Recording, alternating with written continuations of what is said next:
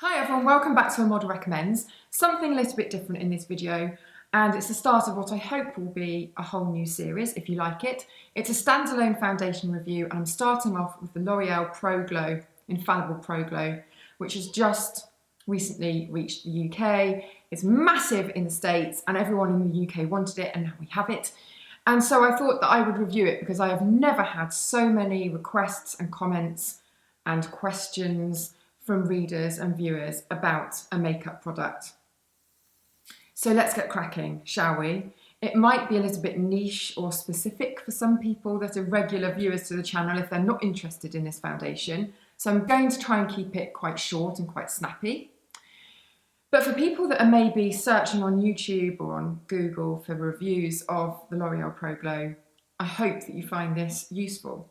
A little bit of background, on my website, A Model Recommends, I do in-depth foundation reviews. That's not the only thing I do, but I really enjoy doing them. So I tend to test them out for their texture and their finish, and obviously look at things like price and packaging and shade range and things like that. And then I do before and after photographs so that people can compare all of those things, the finish, the coverage, longevity.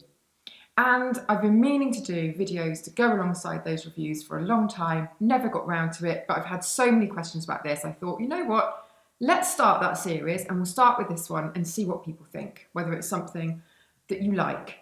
L'Oreal Pro Glow was in the States, now it's in the UK. I think at the time of making this, it's only available on Amazon. It's exclusive to Amazon, and Amazon are an authorised seller of it. It's not a sort of grey market product or anything like that. I don't know when it will go into wider distribution. I'll try and find out for you and pop it in the details below if I can. But at the moment, it's at Amazon.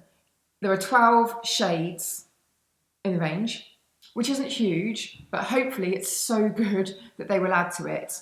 Somebody asked me how this compares to Lancome's Teint Idole. It's very similar, I think. Coverage is very similar. The bouncy, dewy finish on it is very similar. But Teint Idole is probably about 3, maybe a bit more times more expensive. Comes in a glass bottle, or actually, you can get it in the cushion, which is my preferred way of using it. Looks like that, so you press your brush into it. And that comes now in 40 shades.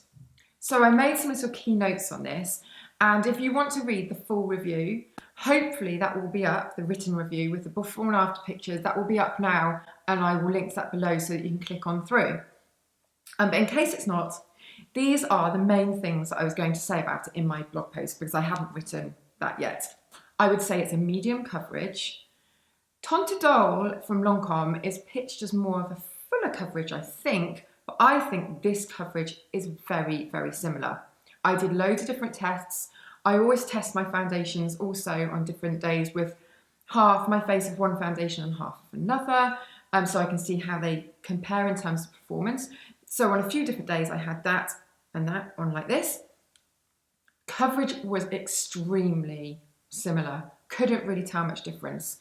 In terms of finish, it's got this beautiful radiant finish. It's not spangly, it's not glimmery, there's no glitter in it. It's just beautiful and radiant and has this really fresh look. Fresh and dewy. If you read my original review of Lancome Teint Idole, which I think was last year, I said something like it's got a very plumptuous finish to it, so it feels very plump and bouncy on the skin, which is obviously very youthful in feel, because younger skin has got that bounce to it and the elasticity. And I think that this does the same thing. But weirdly, it's very fresh to apply. It almost feels like one of those ones that's lightweight. It feels like it should have alcohol in it, but unless I'm going completely blind, I don't think that it does, at least not at the top. So it's got that really lightweight, fresh feeling, but it's not drying on the skin. It's also hydrating, really hydrating. As I say, you've got that really nice bouncy finish. Obviously, you need to use moisturiser underneath and your normal skincare.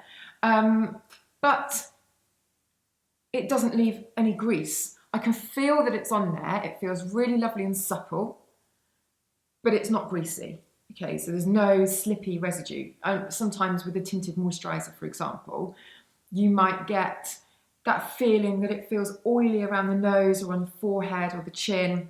Don't get that with this at all. It's on, it's set, the longevity is amazing. I mean, it says 24 hours. I don't know why you'd need it to last 24 hours, but I've done a good sort of 12, 14 hour run on this, and I've been to a party in it, and it's stuck fast. So longevity is amazing, but it doesn't have that cakey look that you sometimes get with long wear foundations. It doesn't look mask-like, it looks very fresh, very real. I just think they've done such a good job on this. I can't think of anything that I really don't like, apart from maybe it dribbles a bit from the tube. So when you open the tube, make sure you're ready to use it. I think it's because it's quite liquid. It's not a creamy texture. I would love it if that just came out a little bit more slowly, but that's a small thing, I suppose. And yeah, maybe more shades would be lovely. But overall, this, if you did a blind test of this with probably Tontidol and a few other really high-end, very expensive foundations, I don't think that you'd tell the difference. I mean, it's just a flawless finish, beautiful, seamless coverage, looks radiant without any obvious glitter. I think it's really, really good. It's for normal to dry skin, you've probably guessed that. I think if you had oily, it wouldn't particularly slide around, but it's probably just not the best choice from the range. There's a matte one in Infallible that's really good.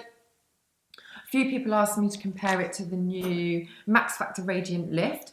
They're very similar again. Radiant Lift has got sort of visible gold pigment in the bottle. But again, I've done a half face of this and half face of the Pro Glow. And I think this one is maybe very slightly creamier to apply. And it's got the same sort of radiance, but the feeling of the bounce on the skin, sort of plumpous feeling, isn't quite the same. They are quite similar. But yeah, I think this one has got a slightly bouncier, dewier finish than the Radiant Lift.